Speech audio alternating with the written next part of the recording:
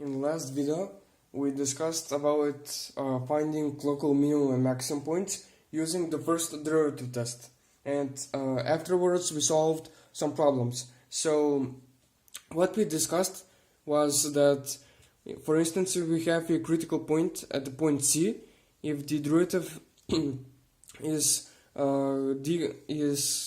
minus, then it turns into plus, then the point C is a local minimum point, and if the derivative as going through the point C is positive, then goes to negative, then that local point is a maximum. And today we're going to talk about finding absolute extremum points or absolute maximum and minimum points. And this is a very simple method, and this is going to be a very short video. So let's say we have the function f of x is equal to, let's see, x squared minus 4x plus 3, and we have the interval 0.3.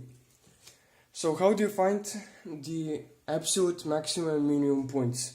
Well, first of all, as we have discussed before, we find the critical points. So these are the points where the first derivative is either 0 or it is undefined. So the first derivative would be 2x minus 4, and since this is a continuous function, we can see that it cannot be undefined.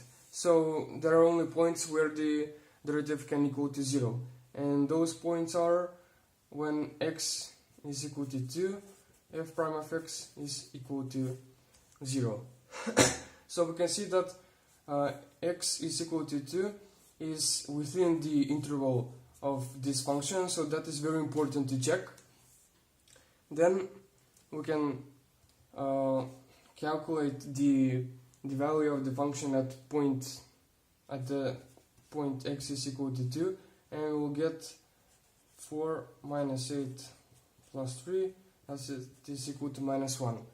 Okay, so then we also need to check the points where the function ends, or the since this is a closed interval, we need to check the points 0 and 3. So f of 0 would be 3, and f of 3 would be 9 minus 12 plus 3 is equal to 0. So from here we can visually see that f of 2 is a absolute minimum point, and that f of 0 is a absolute maximum point. So this is very important to note. If you graph this function, it will look something like this, and this is the point 3, this is 0, this is 3, and this is the point, as we can see, 2, and this is minus 1.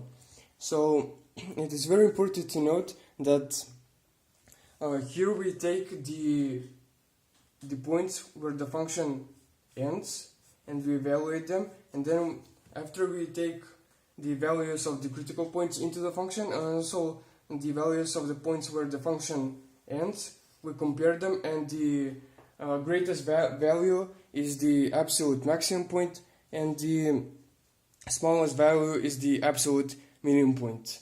And that is about it.